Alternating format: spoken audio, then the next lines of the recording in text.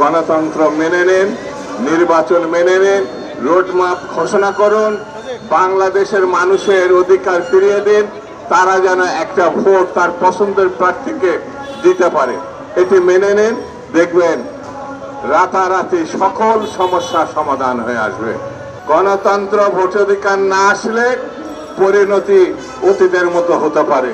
বন্ধুরা, সেই নেত্রী গতকাল বাংলাদেশে ফিরে এসেছেন। বাংলাদেশে শুধু ফিরে এসেছেন এইটুকু বললে সবকিছু বোঝানো যাবে না।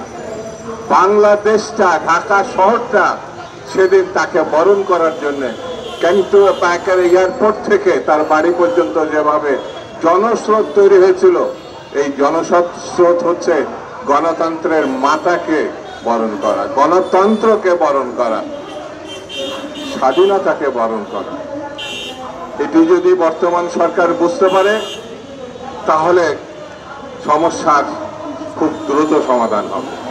আইয়ুব খান গণতন্ত্রের বিপক্ষে গিয়েছিল বলে স্বৈরাচারী ব্যবস্থায় সে 10 বছর ক্ষমতায় ছিল বটে, কিন্তু 69 গণঅভ্যুত্থানে এই দেশের ছাত্র জনতা আইয়ুব খানের পতন নিশ্চিত করেছে, আইয়ুব খানকে বিদায় করে দিয়েছে। ফলে 71 মুক্তিযুদ্ধ, বাংলাদেশের সৃষ্টি।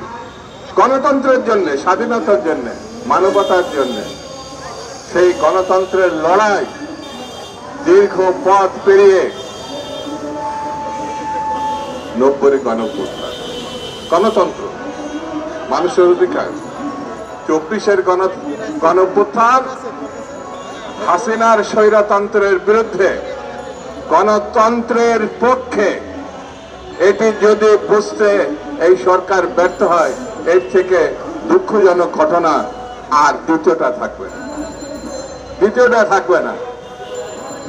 দীর্ঘ 15 বছরের যে লড়াই বেগম খালেদা জিয়ার নেতৃত্বে, এই দেশে বিরোধী রাজনৈতিক দলের নেতৃত্বে, ছাত্র দলের সহ প্রায় 4000, প্রায় 5000 নেতা কর্মী, বিরোধী দলের বিএনপি এবং ছাত্র দল সহ অন্যান্য সংগঠনে, তারা আত্মহত্যা দিয়েছে, তারা গুম হয়েছে, নিখোঁজ হয়েছে। এটা যদি বর্তমান সরকার না বুঝতে পারেন তাহলে গণতন্ত্রের প্রতি তারা শ্রদ্ধাশীল, গণ আন্দোলনের প্রতি শ্রদ্ধাশীল, গণ অভ্যুত্থানের প্রতি শ্রদ্ধাশীল, এটি বলা যাবে না।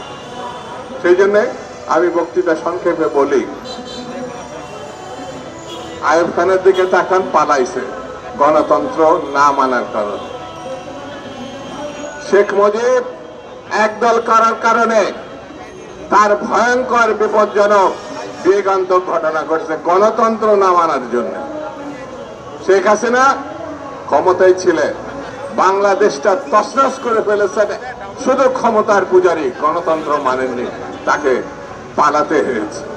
আমি সরকারকে বলবো, গণতন্ত্র মেনে নিন, নির্বাচন মেনে নিন, রোডম্যাপ ঘোষণা করুন, বাংলাদেশের মানুষের অধিকার ফিরিয়ে দিন, তারা যেন একটা ভোট তার পছন্দের প্রার্থীকে দিতে পারে।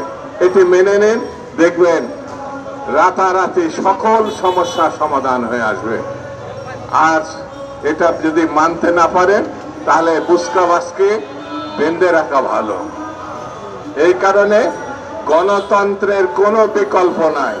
গণতন্ত্র ভোটাধিকার না আসলে পরিণতি অতীতের মতো হতে পারে। এই কথা আপনাদের বলতে আমাদের খারাপ লাগে, কারণ আপনাদেরকে ক্ষমতায় আমরা বসিয়েছি, বিএনপি বসিয়েছে, ছাত্র জনতা বসিয়েছে। এই কথা আমাদের বাধ্য হয়ে বলতে হয়। এই বিষয়টি আপনারা মাথায় নেবেন।